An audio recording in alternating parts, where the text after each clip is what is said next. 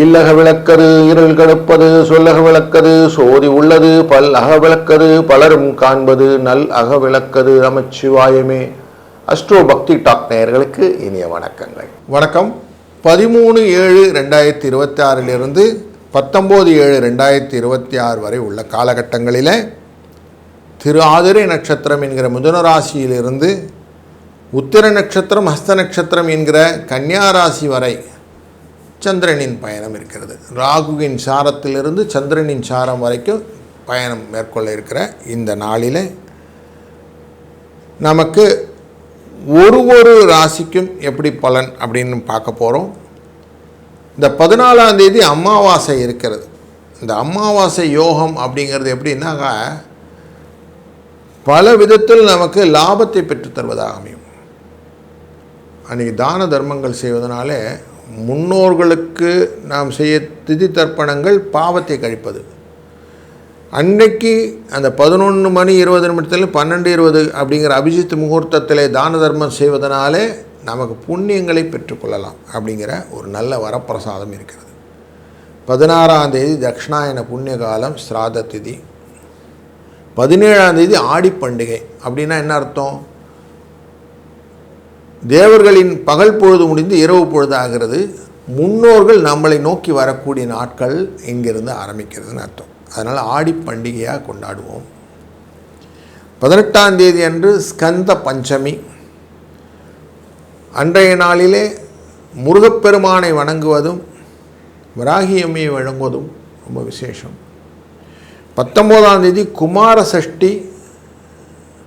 அன்றைய நாள் சஷ்டி விரதம் இருப்பதும் முருகனை தேன் அபிஷேகம் செய்து வணங்குவதும் ரொம்ப விசேஷம். தேன் அபிஷேகம் செய்து வணங்குவதனாலும் முருகனை வழிபடுவதனாலும் பல இன்னல்கள் உங்களை விட்டு போகும். முக்கியமாக திருமண தடை, குழந்தை இல்லை, வீடு கிடைக்கல, வேலை கிடைக்கல, பணமே நிற்கலை, கடனாய் போச்சு. இது எல்லாத்துக்கும் ஒரு கடவுள் நம்ம முருகனை பிடிச்சிட்டாலே போதும். பல விஷயத்துக்கும் இவரே ஆன்சர் கொடுத்துருவார். அதுவும் தேன் அபிஷேகம் பண்ண அந்த மனது உள்ளம் உருகி நம்மளை அப்படியே கொண்டு போய் நல்ல நிலைக்கு நிறுத்துவார் முருகன். அதனால் இதை அழகாக பயன்படுத்தி கொள்ள வேண்டும். அன்றைக்கி ஆதித்ய ஹஸ்தம்னு இருக்கும். அப்போ முருகனை வழிபடுவதாலே அன்றைக்கி சூரிய கடவுளை வணங்குவதும் சிறந்தது. இப்படி பல நன்மைகளை தாங்கி இந்த வாரம் வருகிறது. இதை அப்படியே கேபிட்டலைஸ் பண்ணிக்கணும்னா நமக்கு அத்தனை சக்ஸஸும் நம்மக்கிட்ட தான் வந்துடும். அப்போது ஒரு ராசிக்கு எப்படி பலன் இருக்கும் வாருங்கள் காணலாம். வணக்கம் சிம்மம் ராசி நண்பர்களே. வெற்றி, அதன் மூலியமாக வரக்கூடிய சுவை, இது எல்லாமே ஒருங்கே பெறக்கூடிய ஒரு வாய்ப்பு இந்த வாரத்தில் உங்களுக்கு இருக்குது.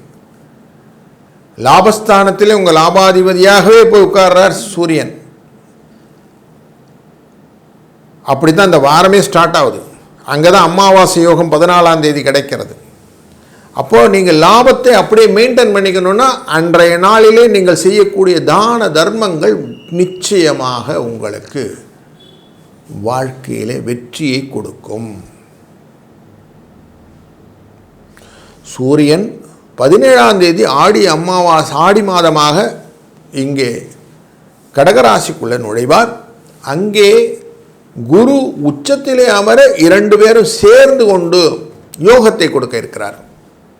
12ஆம் இடத்திலிருந்து உங்களுடைய ராசியின் யோகம் ஜாஸ்தியாக போகிறது.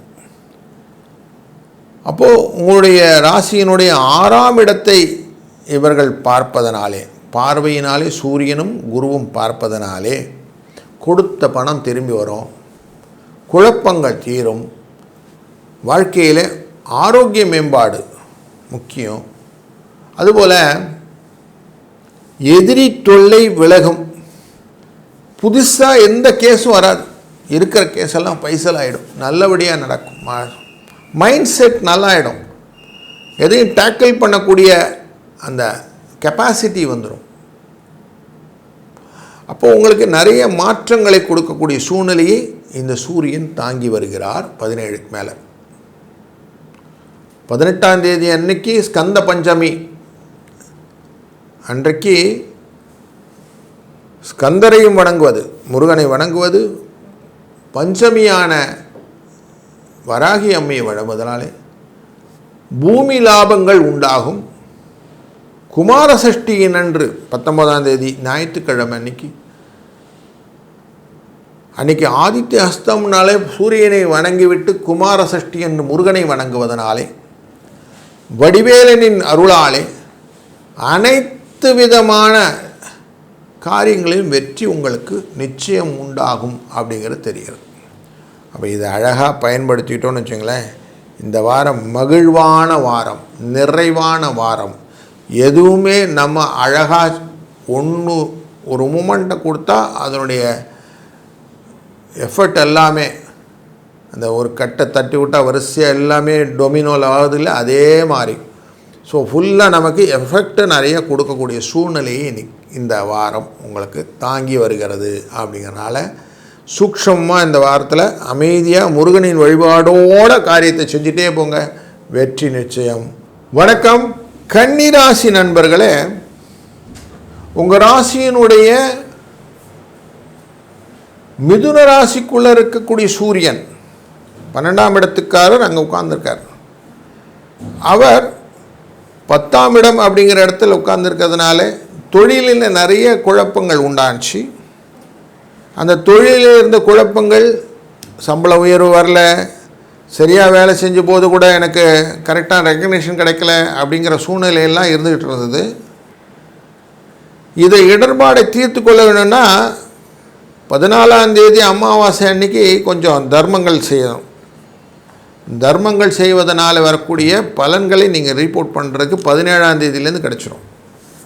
ஆடி மாதத்தில் இந்த சூரியன் லாபஸ்தானத்திலே குருவுடன் சேர இருக்கிறார். தன் பார்வையை உங்கள் ராசியினுடைய 5ஆம் இடம் அப்படிங்கிற அறிவிலே வைக்கிறார். அப்போது பாக்கியம் அப்படிங்கிறது இம்ப்ரூவ் ஆகும்.